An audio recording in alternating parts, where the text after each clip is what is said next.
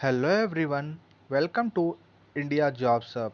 तो फ्रेंड्स, जैसा कि आप सभी को ज्ञात है कि यूपीएससी की तरफ से स्टाफ नर्स पद के लिए आवेदन मांगे जा चुके हैं। तो ऐसे में जो आवेदन कर रहे जो छात्रों की तैयारी भी ज़ोर शोर से शुरू हो चुकी है। तो फ्रेंड्स, इसी क्रम में मैं आप सभी स्टूडेंट्स के लिए जो कि यूपीएससी का एग्ज़ाम देने जा रहे हैं, उनके लिए मैं जनरल नॉलेज के कुछ इम्पॉर्टेंट क्वेश्चंस का पार्ट 1 लेकर आया हूँ।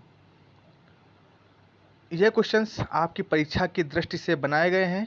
तो दोस्तों, अगर अभी तक आपने हमारे चैनल को सब्सक्राइब नहीं किया है तो पहले चैनल को सब्सक्राइब कर लें और साथ ही में पास में लगे बेल आइकन को भी प्रेस करें, जिससे हमारे द्वारा अपलोड की जाने वाली किसी भी प्रकार की नोटिफिकेशन आपको प्राप्त हो सके। तो चलिए स्टार्ट करते हैं आज की वीडियो। तो फ्रेंड्स, यहाँ पर सबसे पहला क्वेश्चन आप देख रहे हैं।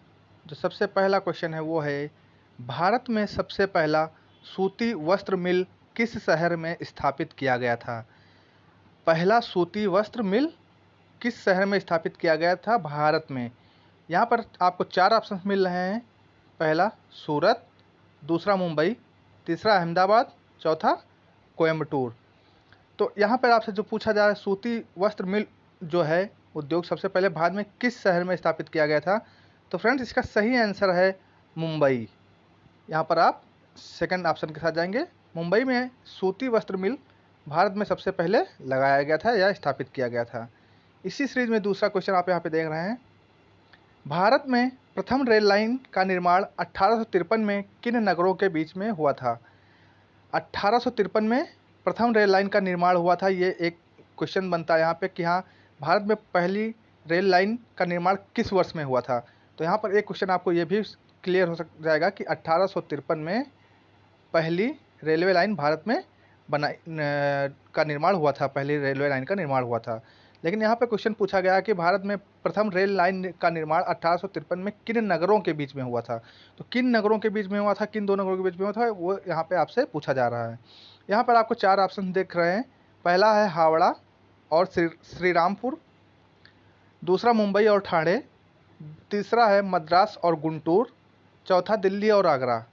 तो फ्रेंड्स, 1853 में जो सबसे पहला रेल लाइन भारत में निर्माण हुआ था 1853 में, वो मुंबई और ठाणे के बीच में हुआ था। यानी कि इसका भी ऑप्शन नंबर 2 सही है।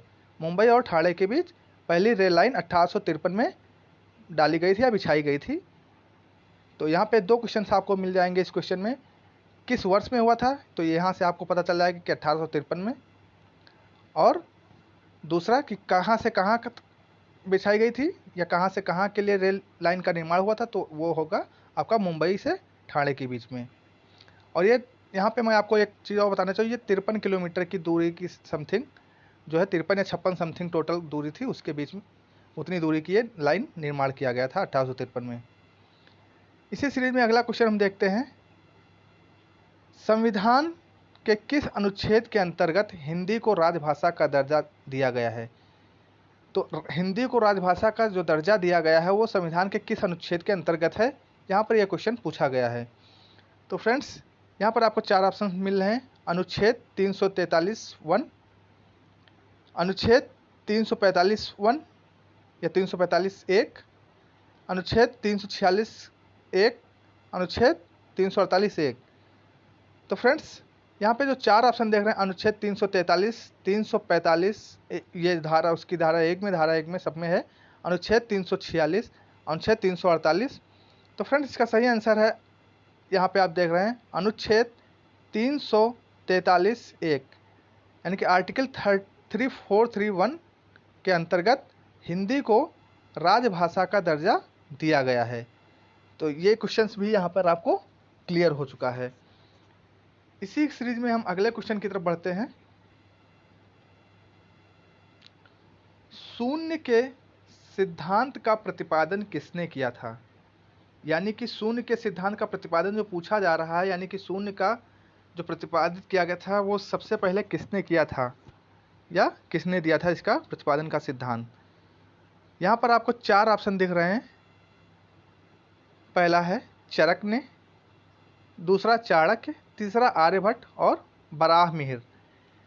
तो फ्रेंड्स, जैसा कि आप सभी जानते हैं, शून्य का आविष्कार भारत में हुआ था और इसको आर्यभट्ट ने दिया था, यानी कि इसमें ऑप्शन नंबर 3 सही है।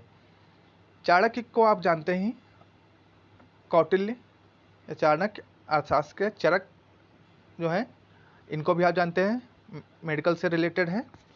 वराहमिहिर भी। और इसी सीरीज में आपको अगला क्वेश्चन जो है आप देख रहे हैं यहाँ पे, नौटंकी निम्नलिखित किस राज्य का लोक नृत्य है। यानी कि यहाँ पे क्वेश्चन पूछा, जो नौटंकी होती है वो किस राज्य का लोक नृत्य है, यहाँ पे लोक नृत्य पूछा जा रहा है। तो यहाँ पर आपसे जो क्वेश्चन किया गया है, इसमें आप देख सकते हैं, इसमें 4 ऑप्शन आपको दिख रहे हैं यहाँ पे।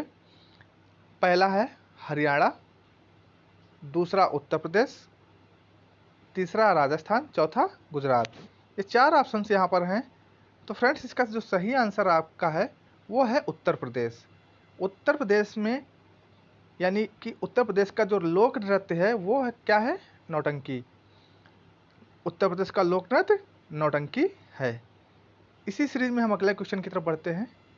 अगला क्वेश्चन है, निम्नलिखित में से कौन सा लोक नृत्य जम्मू और कश्मीर से संबंधित है।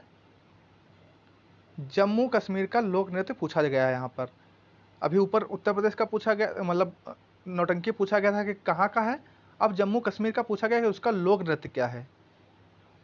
तो पहला यहाँ पे आप देख रहे हैं झोरा, दूसरा ऑप्शन है विधि, तीसरा रउफ और चौथा सुइसनी। तो फ्रेंड्स, जम्मू कश्मीर का जो लोक नृत्य है वो है रउफ, यानी कि ऑप्शन नंबर 3 इसका सही है।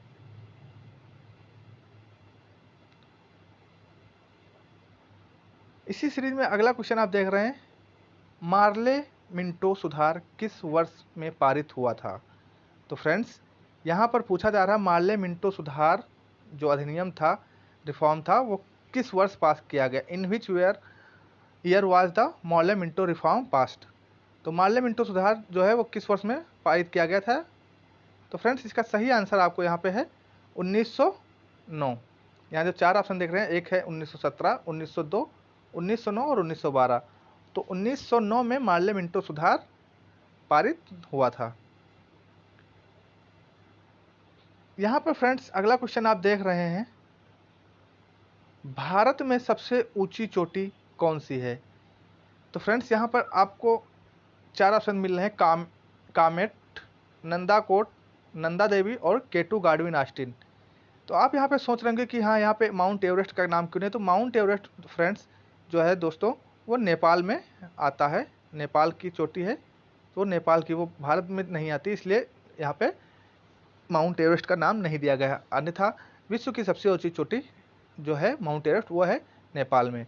और उसकी हाइट जो है, आपकी ऊंचाई जो है, वो 8,848 से 8,800 या 8,850 के बीच में है। तो यहाँ पर फ्रेंड्स, जो सही ऑप्शन है वो आपका है केटू गाडविन ऑस्टिन, यानी कि ऑप्शन नंबर 4 यहाँ पर आपका सही है। तो भारत की जो सबसे ऊंची चोटी है वो केटू गाडविन ऑस्टिन है।